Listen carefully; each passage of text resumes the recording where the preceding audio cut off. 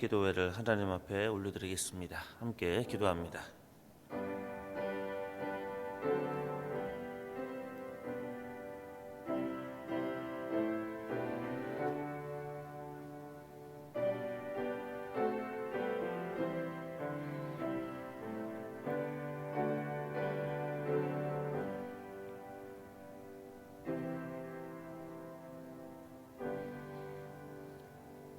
은총의 하나님, 성탄의 기쁨을 누리게 하신 주님의 그 은혜에 감사합니다.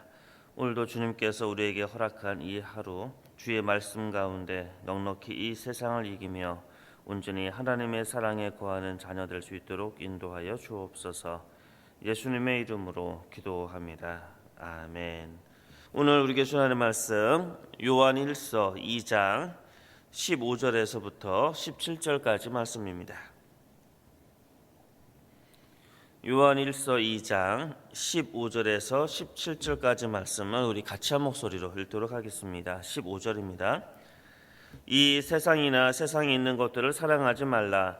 누구든지 세상을 사랑하면 아버지의 사랑이 그 안에 있지 아니하니 이는 세상에 있는 모든 것이 육신의 정욕과 안목의 정욕과 이생의 자랑이니 다 아버지께로부터 온 것이 아니요 세상으로부터 온 것이라.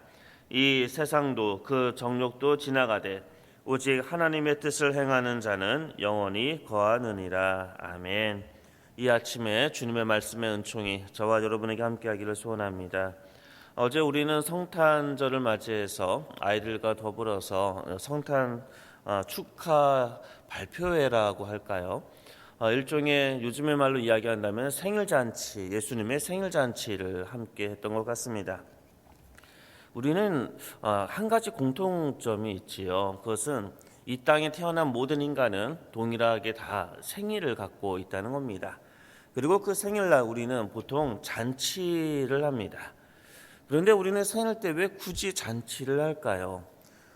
당연히 우리가 하기 때문에 그런 질문이 어떻게 보면 의미가 없을지도 모르겠지만 한편 생각해 보면 우리가 태어난 그 생일을 기념하고 케이크를 사서 축하 노래를 불러주고 때로는 선물을 주고 또 미역국을 먹기도 하고 다양한 방식으로 우리는 생일을 보내게 됩니다.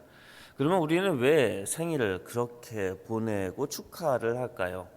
그것은 생일잔치라는 것에 한 가지 비밀과 신비가 있기 때문에 그렇습니다.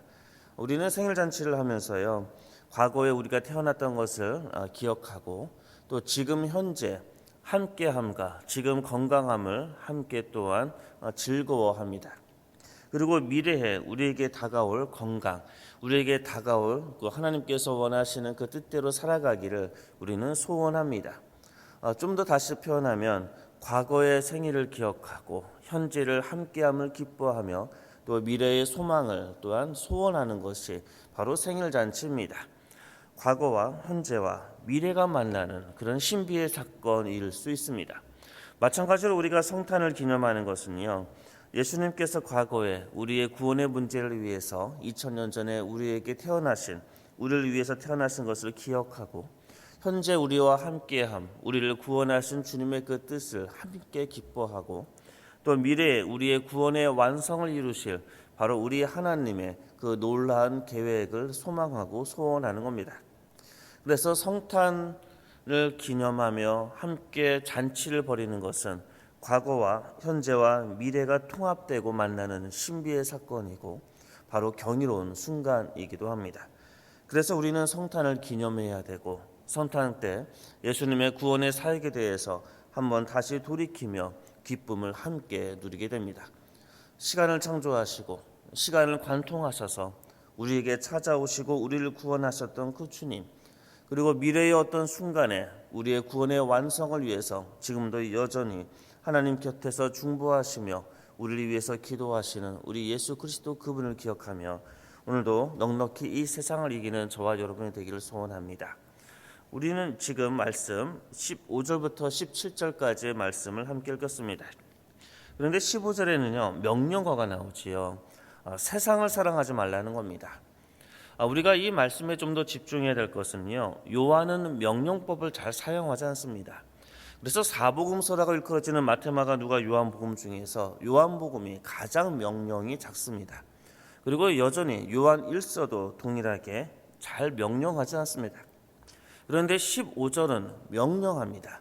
그렇기 때문에 우리는 좀 더 15절의 이 명령을 좀 더 깊숙하게, 좀 더 깊게 이 말씀을 진지하게 받아들일 필요가 있다는 것입니다. 우리 주님께서는 요한의 입술을 통해서 우리에게 이야기합니다. 세상이나 세상에 있는 것들을 사랑하지 말라.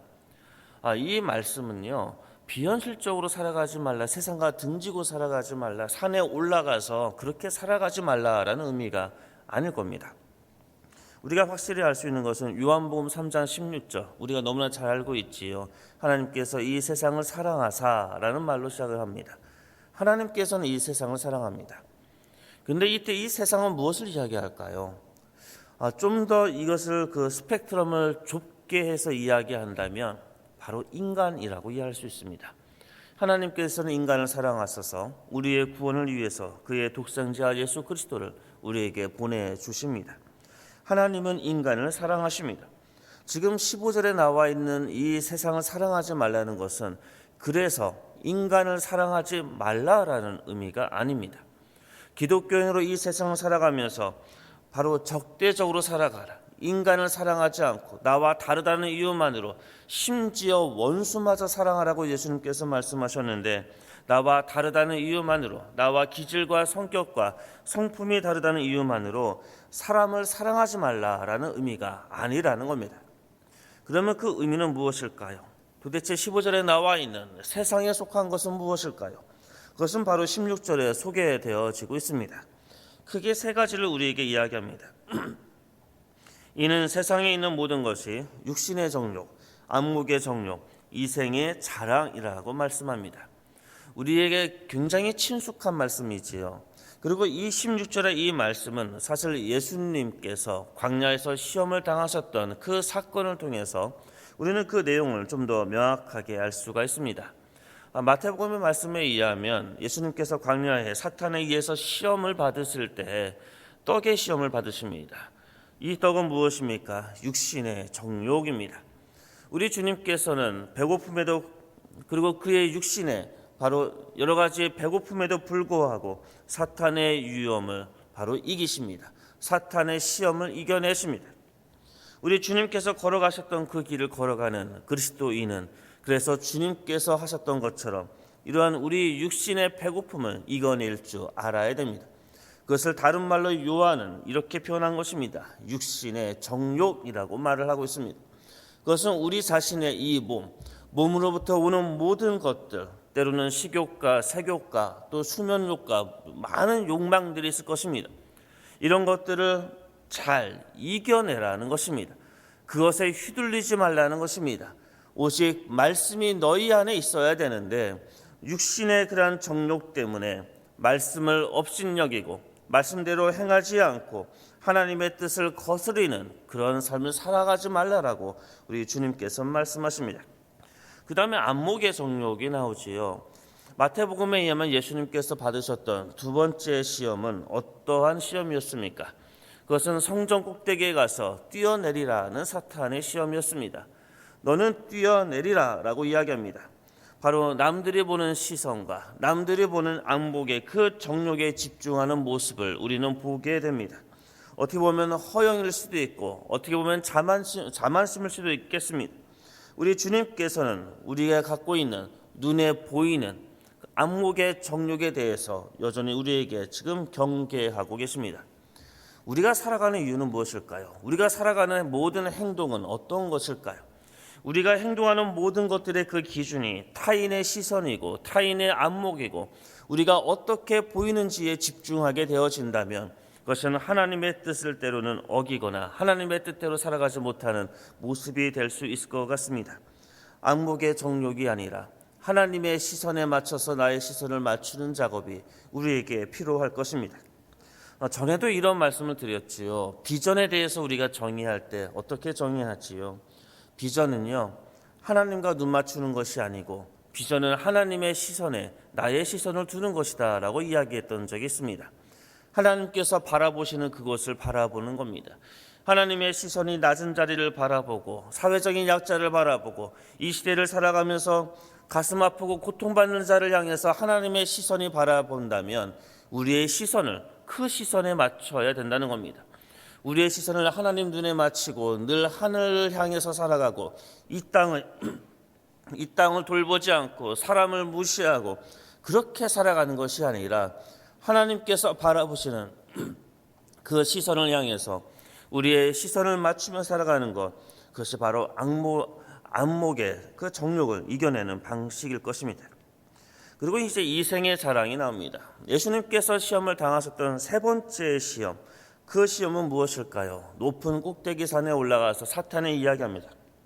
나에게 절하면 이 세상 모든 것을 너에게 주겠다. 권력과 부와 너가 생각할 수 있는 모든 것을 주겠다라고 말씀하셨을 때 우리 주님께서는 사탄아 물러가라 라고 말씀하십니다. 바로 이생의 자랑을 이야기합니다.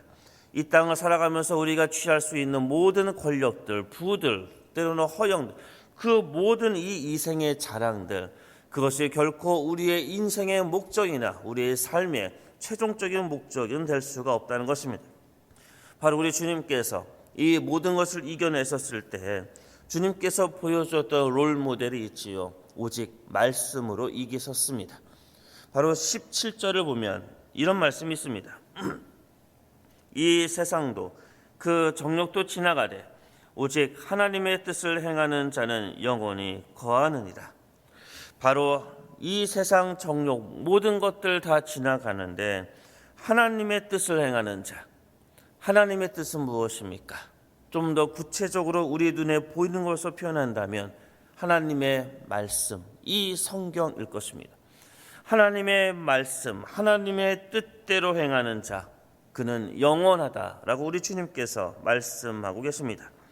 사랑하는 성도 여러분, 성탄절을 맞이하며 우리는 놀라운 신비의 사건을 경험했습니다.